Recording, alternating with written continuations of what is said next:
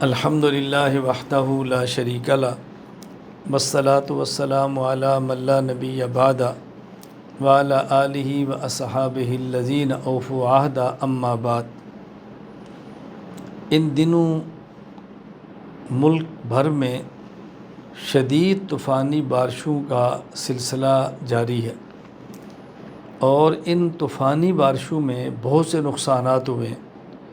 بہت سارے لوگ گھروں سے بے گھر ہوئے، بہت سارے لوگ لقمہ اجل بنے اور وفات پا گئے، بہت سارے لوگ درختوں کے گرنے سے، مکانات کے گرنے سے زخمی ہوئے، کتنے لوگوں کے مکانات گر گئے، کتنے لوگوں کی پکی کھیتیاں تباہ ہو گئیں، بہت بڑا نقصان ہوا ہے۔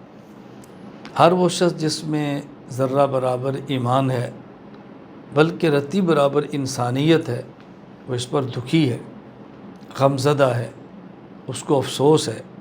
اللہ تعالیٰ ان نقصانات کو اپنے کرم سے کسی بھی طریقے سے اللہ اس کو پورا فرمائے۔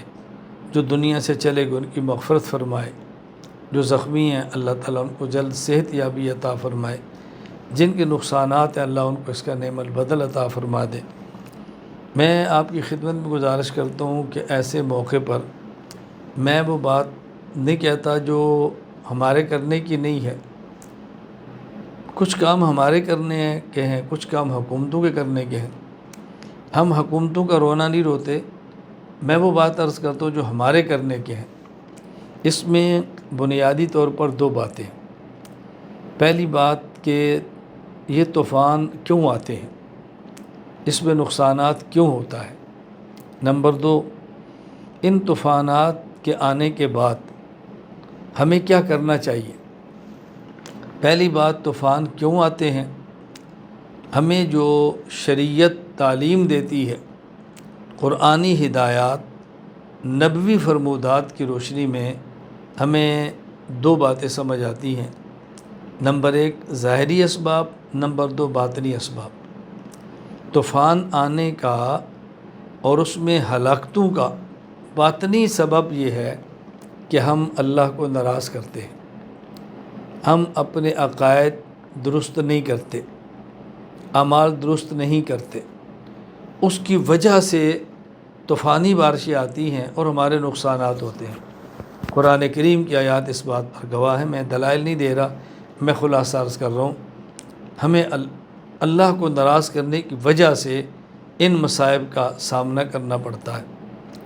دوسری بات، بارشیں آتی ہیں، اس کی وجہ سے آنے والے نقصانات سے بچنے کے لیے ہمیں احتیاطی تدابیر اختیار کرنی چاہیے، ظاہری اسباب اختیار کرنے چاہیے، اور ہم وہ اختیار نہیں کرتے۔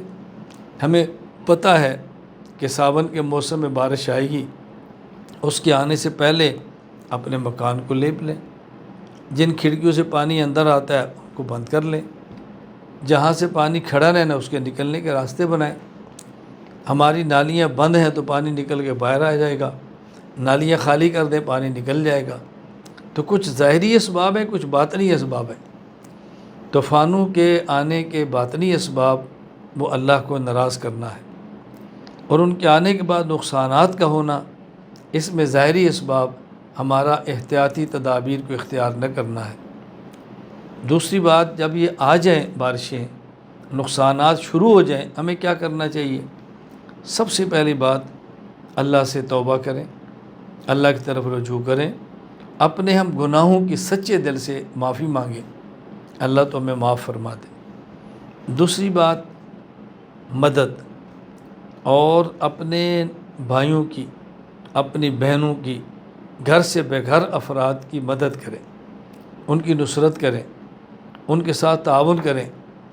کپڑے نہیں وہاں پہنچائیں، پیسہ نہیں وہاں پہنچائیں، کھانے نہیں وہ دیں، چارپائیوں کی ضرورت ہے وہ دیں، بستر کی ضرورت ہے وہ دیں، ہم ان کی مالی مدد کریں۔ اگر ہم طوفانی بارشوں کے آنے سے پہلے تقوی اختیار کریں اور ظاہری اسباب، احتیاطی تدابیر اختیار کریں، اللہ کی ذات سے امید ہے یا یہ طوفانی بارشیں نہیں آئیں گی تو نقصان بہت کم ہوگا، اور ان کے آنے کے بعد ہم رجوع اللہ کریں، توبہ کریں، گناہوں کی معافی مانگیں، اور اپنے بھائیوں اور بہنوں کی جن کے نقصانات ہیں ان کی مدد کریں، ان کا تعاون کریں، ان کے دکھوں میں شرکت کریں، تو اللہ کی ذات سے امید ہے کہ ان نقصانات کا بڑی جلدی ہم تدارک کر لیں گے، جس حد تک ممکن ہوا ان نقصانات پہ قابو پائیں گے۔ اللہ تعالی ہم سب کو شریعت کے اوپر عمل کرنے کی توفیق عطا فرمائے۔